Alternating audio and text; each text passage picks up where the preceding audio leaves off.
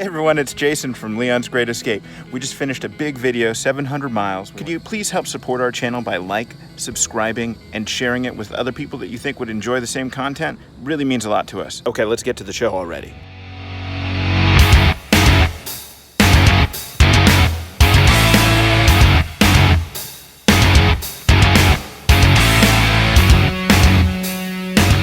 When the zombie apocalypse inevitably comes, the Bureau of Land Management will save those of you that are watching this. Consider at least a portion of this episode a public service announcement, and consider yourself saved. We feel it is our obligation to share these zombie survival tips. Do you think we passed the road? Have you ever pondered if we're alone in this universe? Ponder no more. We'll give you the answers. You heard that right. Just like in 8th grade when that kid stole the final Scantron answer key and proliferated passing grades to all the miscreants, we'll dish out what the government doesn't want you to know. What could possibly be more important than proof that intelligent life exists outside of our flaming hot Cheeto-eating selves? How about a Prada store in a ghost town in Texas? It turns out that ghosts also need to look fabulous. But wait, there's more. We found a rope swing and river to camp by for free. And if that isn't enough to make you go cry home to mama due to its miraculous nature, we'll blow your noggin with the best things to do in San Antonio, and we'll even throw in all the details on what we purchased for $1,500. That's what's coming up next on Leon's Great Escape. Up until we started this adventure, I would have considered myself a play-it-safe kind of guy. Full-time RV living changes you, such that the next thing you know, you're living off the land for free, and you're tanning your own leather, and then you're making and selling bespoke moccasins at a local flea market. We may be lost. We may be on someone else's land. I hope they are not trigger happy. We mean them no harm. Check this BLM thing out. The Bureau of Land Management is an agency within the United States Department of the Interior that administers more than 247 million acres of public land. This constitutes 1/8 of the land mass of the entire country. And here's the kicker. Free camping is allowed on most BLM land for up to 14 days. It's also true that zombies prefer a robust population density, so you're less likely to be eaten first if you know how to navigate to one of these spots. Candace found an app called Boondocking, which gave us a few options near the Carlsbad Cavern National Park. Pro tip: the National Park Pass, America the Beautiful, will get up to 3 adults in for free. That's what we did. We saved $15 per person. We also made sandwiches for lunch ahead of time, so this stop really didn't break the bank. Hi, we're getting ready to go into the cave, Carlsbad Caverns cave. We got in for free with our America the Beautiful pass. Especially given the gorgeous sights that we saw deep below the Earth's surface. We aren't just surviving the zombies here. We're having a great time while we're doing it. Okay, if you're getting this message, it means that you know that we did not die at the BLM land, and that's optimal. It was actually pretty nice. What happened in Roswell in 1947 really shook the place up. Now they're capitalizing on it with tchotchkes and photo opportunities next to space invaders.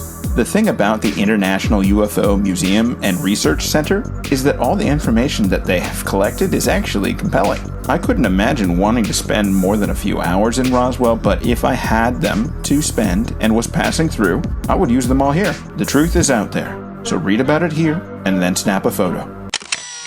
What the fuck is happening in Marfa, Texas? First of all, I'll warn you that June in West Texas has more flies than I'd prefer to be around. It's likely been that way since the city was founded in 1880 as a water stop. It's rugged here. Artists Elm Green and Dragset created in 2005 what they're calling pop architectural land art. You can see it for yourself about 26 miles northwest of Marfa while you're driving on US Highway 90. The project was said to have cost $120,000 and was intended never to be repaired, so it might slowly degrade back into the natural landscape. However, the night after the Prada Marfa officially debuted, the installation was vandalized. The building was broken into, the contents, 6 handbags and 4 right-footed shoes were stolen, and the words dumb, as well as the phrase dum-dum, were spray painted on the side of the structure. It has since been repaired and is back to degrading. There are a few other minimalist modern art galleries in Marfa proper, along with some nice restaurants. We went midweek and everything was empty.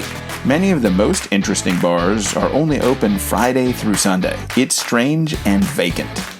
The other thing of note in Marfa would be the Marfa Lights, which are sometimes also referred to as Marfa Ghost Lights.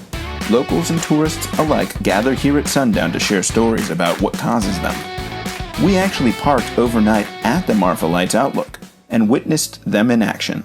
I can't rationalize what I saw. It was, well, odd. They appear, sometimes they move, and then they vanish. With all the sightseeing, we were happy to find a free spot to camp in Junction, Texas to simply relax. Drive up and park next to the river. There's a rope swing, and we saw a barefoot boy with a fishing pole riding a lawnmower in town. Population, 2,448. Junction is a hidden gem. All this travel was meant to land us in San Antonio, which is where we've arrived now. But we didn't even want to go to San Antonio because we're ignorant fools. We wanted to go stay in the Texas Hill Country for a bit of rest and relaxation and more nature. But it was Father's Day weekend and we procrastinated. Candace wouldn't use that word. She'd say, and I quote, "We were busy and the planning fairies got away from us." This is where we go ahead and thank fate for forcing us to visit the 7th largest city in the US. Father's Day is a busy one in the camping world. Everything everywhere seemed to be booked. That was the case until good old KOA came to the rescue. It was more than we wanted to spend at $48 per night, but it was worth every penny. The site is massive with over 300 spaces. They have a bunch of stuff to do like live music, laundry, pool, playground, etc.